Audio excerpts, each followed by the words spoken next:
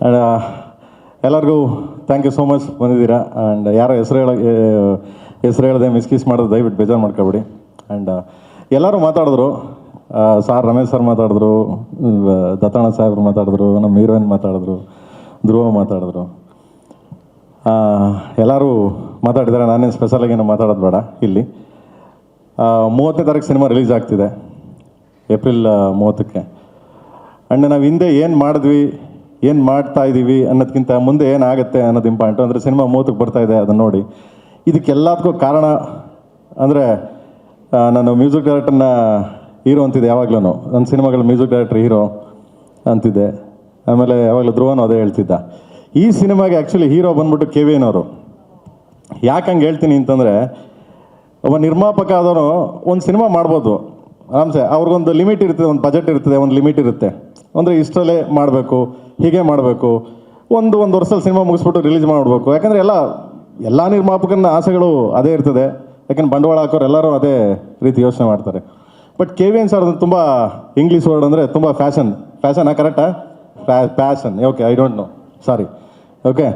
ತುಂಬ ಅವ್ರಿಗೆ ಫ್ಯಾಷನ್ ಇದೆ. ಯಾಕೆ ಅಂತ ಹೇಳ್ತೀನಿ ಅಂದರೆ, ನಾನು ಏನಾದರೂ ಮಾಡಿ ಅವ್ರಿಗೆ ವಾಟ್ಸಪ್ಪಲ್ಲಿ ಏನೋ ಕಳಿಸಿದ್ರೆ, ಪ್ರೇಮ್ ಸರ್ ಇನ್ನೂ ಏನಾದರೂ ಮಾಡ್ಬೋದು ನೋಡಿ, ಇದನ್ನ ಇದು ಹಿಂಗೆ ಮಾಡ್ಬೋದು ನೋಡಿ. ಅಂದರೆ ಅವ್ರಿಗೆ ಎಷ್ಟು ತುಡಿತಾ ಅಂದರೆ, ಅವ್ರಿಗಿರೋ ಜಾಬ್ಗೆ, ಅವ್ರಿಗಿರೋ ಟೈಮಿಂಗ್ಸ್ಗೆ ಅವರು ಅಷ್ಟು ನೋಡಿ, ಅಷ್ಟು ಎನರ್ಜಿಕ್ಕಾಗಿ ಇನ್ನೂ ನಮಗೆ ಪುಷ್ ಮಾಡೋರು ಅವರು. ಇನ್ನೂ ಏನೋ ಮಾಡ್ಬೋದು ನೋಡಿ, ಸಮಥಿಂಗ್ ಡೂ, ಏನೋ ಚೇಂಜ್ ಮಾಡ್ಬೋದು ನೋಡಿ ಅದನ್ನು ಅಂತ. ಅಂದರೆ ನಾನು ಟ್ರೈಲರ್ ಇವತ್ತು ಲಾಂಚ್ ಆಗಿದೆ, ನೆನ್ನೆನೂ ಕೂಡ ಫ್ರೆಂಡ್ಸ್ ಅದು ನೋಡಿ ಅಂದರೆ ಅಷ್ಟು ಕುತೂಹಲ, ಅಷ್ಟು ಫ್ಯಾಷನೇಟು, ಅಷ್ಟು ಸಪೋರ್ಟು.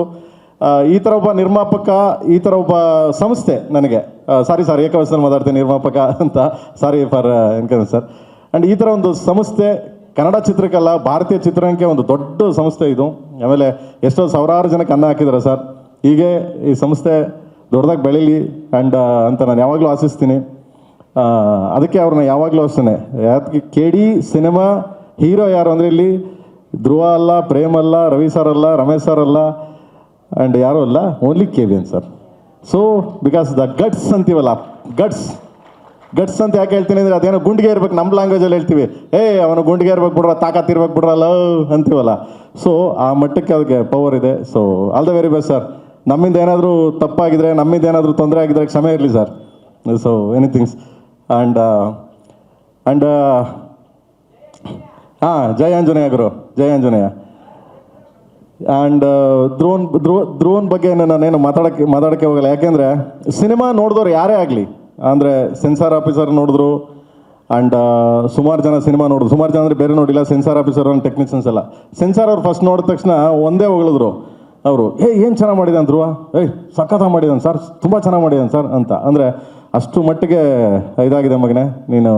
ಎಲ್ಲರೂ ಇಲ್ಲ ಅಂತಕ್ಕಂಥ ಡೆಲ್ಲಿ, ಬಾಂಬೆ ಸೆನ್ಸಾರ್ ಆಫೀಸರು ಹೇಳಿದ್ರು, ಹೊರಗಡೆ ನಿಂತಿದ್ದೆ, okay well made this guy is good ಅಂತ. ಗೊತ್ತಲ್ಲ, ನನ್ನ ಇಂಗ್ಲೀಷು ಅವ್ರ ಇಂಗ್ಲೀಷು ಸ್ವಲ್ಪ ಅಡ್ಜಸ್ಟ್ಮೆಂಟ್ ಆಫ್ ಇಂಡಿಯಾ ನಡೀತಾ ಇರ್ತದೆ. ಸೊ ನಾನು ಅಕಸ್ಮಾತ್ ನನಗೇನಾದ್ರು ಗೊತ್ತಿಲ್ಲ ಅಂದಾಗ ಸುಪ್ರೀತ್ ಅವ್ರಿಗೆ ಹೇಳ್ವೆ, ಮಗನೇ ಮಾತಾಡಲ್ಲ, ಮಾತಾಡ ನೀನು ಅಂತ ಅವ್ರಿಗೆ ಹೇಳ್ತಿದ್ದೆ. ಸೊ ಹಿಂಗೆ ತುಂಬ ಚೆನ್ನಾಗಿ ಮಾಡಿದೆ, ನೀನು ತುಂಬ ಚೆನ್ನಾಗಿ ಮಾಡಿದೆ ಮಗನೇ.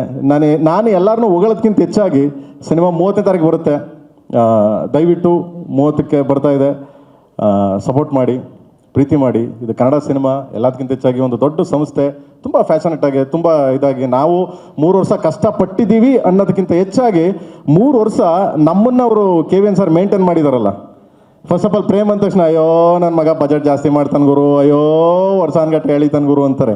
ಅಂಥದ್ರಲ್ಲಿ ನಮ್ಮನ್ನು ಸಾಕಿದ್ದಾರೆ. So and thank you sir, thank you so much sir.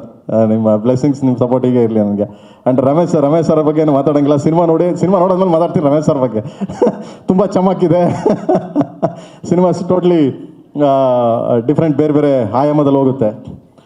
And ನಮ್ಮ ಡಾರ್ಲಿಂಗ್ ಇವತ್ತು ಬರಬೇಕಾಗಿತ್ತು ಆ್ಯಕ್ಚುಲಿ. ಸೊ ಅವ್ರದ್ದು ಯಾವುದೋ ಆ್ಯಡ್ ಶೂಟಲ್ಲಿದ್ದಾರೆ, ಸೊ ಅದರಿಂದ ಬರೋಕ್ಕಾಗಿಲ್ಲ. ಬಟ್ ಬರ್ತಾರೆ, ಅದನ್ನು ನೆಕ್ಸ್ಟ್ ವೀಕಲ್ಲಿ ಅವ್ರದ್ದೊಂದು ಸುದ್ದಿಗೋಷ್ಠಿ ಮಾಡ್ತೀನಿ, ನಿಮ್ಮನ್ನೆಲ್ಲ ಕರಿತೀನಿ. ಸೊ ಅವರು ಎಂಟ್ರಿ ಆಗ್ತಾರೆ, ಕಾಲಭೈರವ. ಸೊ ತುಂಬ different character, different shade, different entry.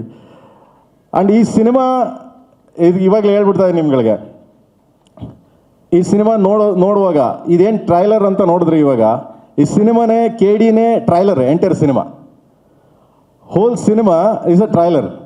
ನೀವು ಪ್ರತಿ ಪಾತ್ರಗಳು ಹುಡ್ತವೆ, ಪ್ರತಿ ಪಾತ್ರಗಳು ಜಸ್ಟಿಫಿಕೇಶನ್ ಇರ್ತದೆ, ಪ್ರತಿ ಪಾತ್ರಗಳು ಎಂಡ್ ಆಗಲ್ಲ. ಸೊ ಆ ಎಂಡ್ ಯಾವಾಗ ಆಗುತ್ತೆ ಅಂದರೆ ನೀವೆಲ್ಲ ಸಿನಿಮಾ ನೋಡಿದಾಗ ನೀವೇ ಅರ್ಥ ಮಾಡ್ಕೊತೀರ ಅದನ್ನು. But this KD cinema is only trailer. Okay, please watch 30th 30ಕ್ಕೆ ಆ್ಯಂಡ್ ಸಪೋರ್ಟ್ ಮಾಡಿ. Thank you so much. And madam, thank you madam, ನನ್ನ ಬಗ್ಗೆ ಒಂದೆರಡು ಒಳ್ಳೆ ಮಾತಾಡಿದ್ರಿ. Thank you so. ನನಗೆ ಕಣ್ಣಲ್ಲಿ ನೀರು ಬಂದ್ಬಿಡ್ತು, ಬಟ್ ಆದರೂ ಥ್ಯಾಂಕ್ ಯು ಸೋ ಮಚ್.